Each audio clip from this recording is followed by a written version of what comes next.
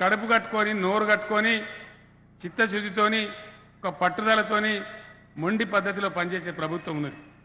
తెలంగాణ వచ్చే సమయానికి మన తెలంగాణ అంతా ఆగమాగం ఉండే, మంచినీళ్ళు లేవు, కరెంటు లేదు, సాగునీళ్ళు లేవు, ప్రజలు బతకబోయేది, వలసలు పోయేది, చెట్టుకోలు గుట్టకోలు అయిపోయి ఉన్నాం మనందరం. మీ అందరికి తెలుసు ఆ విషయం. ఈ తెలంగాణ రానైతే వచ్చింది, కానీ మరి ఎట్లా ముందుకు పోవాలి, ఎట్లా బాగుపడాలి అని ఒక 3-4 మాసాల పాటు తలలు పలగొట్టుకొని మేధావులందరితో మాట్లాడి ఒక ఎజెండా వేసుకున్నాం. ఎవరు అవునన్నా ఎవరు కాదన్నా 70% ప్రజలు వ్యవసాయాన్ని అనుసరించుకొని బ్రతుకుతున్నారు. కాబట్టి తప్పకుండా వ్యవసాయాన్ని స్థిరీకరించాలి అని ఒక నిర్ణయం తీసుకున్నాం. ఆ నిర్ణయం ప్రకారం 5-6 స్టెప్పులు వేసినాం. 5-6 ముఖ్యంగా రైతులకు 24 గంటల కరెంటు ఇవ్వడం, గడ్డెనవాగు లాంటి ప్రాజెక్టు నుంచి నీళ్లు బారితే దానికి నీటి తీరువా ఉండే ఇంతకుముందు, ఇప్పుడు వాటర్కు ట్యాక్స్ లేదు. అదే మన పక్కన మహారాష్ట్రలో ఉంది, కానీ మన దగ్గర నీళ్ళకు ట్యాక్స్ లేదు. నీళ్లు ఫ్రీగా ఇస్తూ ఉన్నాం, కరెంటు ఫ్రీగా ఇస్తూ ఉన్నాం, పెట్టుబడి కోసం రైతులకు రైతు బంధు ఇస్తూ ఉన్నాం, ఎవరైనా రైతు చనిపోతే వాళ్ళకు రైతు బీమా పెట్టినాం. అదే పద్ధతిలో ధాన్యం అంతా కూడా ప్రభుత్వమే కొనుగోలు చేస్తూ ఉంది. మీకు డబ్బులు ఎట్లా వస్తున్నాయి? ధరణి అని ఒక పోర్టల్ తెచ్చినాం. ధరణి పోర్టల్ లేకముందు అంత పైరవికారుల రాజ్యం ఉండే, లంచాల రాజ్యం ఉండే. ఒక పట్టా కావాలంటే 6 నెలలు ఏడాది ఆర్డీఓ ఆఫీసు తిరిగేది.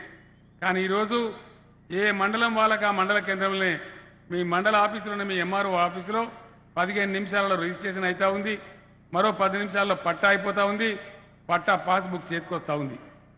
గతంలో ఏ విధంగా ఉండే, ఇలా కాంగ్రెస్ పార్టీ రాహుల్ గాంధీతో సహా బట్టి విక్రమార్క అందరూ కూడా మాట్లాడుతూ ఉన్నారు, కాంగ్రెస్ ప్రభుత్వం వస్తే మేము గ్యారంటీగా ధరణిని తీసి బంగాళాఖాతంలో ఇస్తారట. బంగాళాఖాతంలో అంటే మరి ఏం జరుగుతుంది? ధరణిని తీసేస్తే మళ్ళీ ఏమొస్తుంది? మళ్ళీ విఆర్ఓల రాజ్యం, ఎంఆర్ఓల రాజ్యం. రైతు బంధు పైసలు రావంటే రాయాలి, పాని నకలు ఇవ్వాలి. పాని నకలు ఇవ్వాలంటే నీకు ఎంత వస్తుంది? నీకు 20 ఎకరాలు ఉంది కదా, నీకు ₹1,00,000 వస్తాయి కదా, నాకు 25,000 ఇవ్వ అంటాడు. అంతేనా? ఇవాళ ఎట్లొస్తున్నాయి డబ్బులు?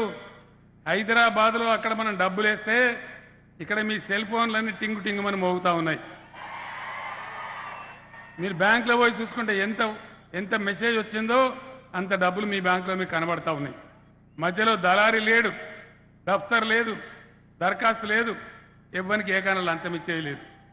ఇది ఇప్పుడు జరుగుతున్నది. గతంలో ఏ విధంగా మనం పట్టాల కోసం, రిజిస్ట్రేషన్ల కోసం పట్టా చేయించుకోవడానికి ఆర్డీఓ ఆఫీసు ఎట్లా తిరిగినామో మీ అందరికీ కూడా ఆ విషయం తెలుసు. మళ్ళీ అదే రాజ్యం రావన్నా, ఇదే రాజ్యం ఉండన్నా మీరు నిర్ణయం చేయాలని నేను కోరుతా ఉన్నా. అందుకే నేను ఇంతకుముందు చెప్పింది అందుకే మీరు ఆలోచించి ఓటు వేయాలి తప్ప ఆగమాగం అడిబడి వేయద్దు. ఎవడో చెప్పిండని ఓటు వేయద్దు. మీరు మీ ఊర్లో కూడా ప్రజలలో చర్చ పెట్టాలి.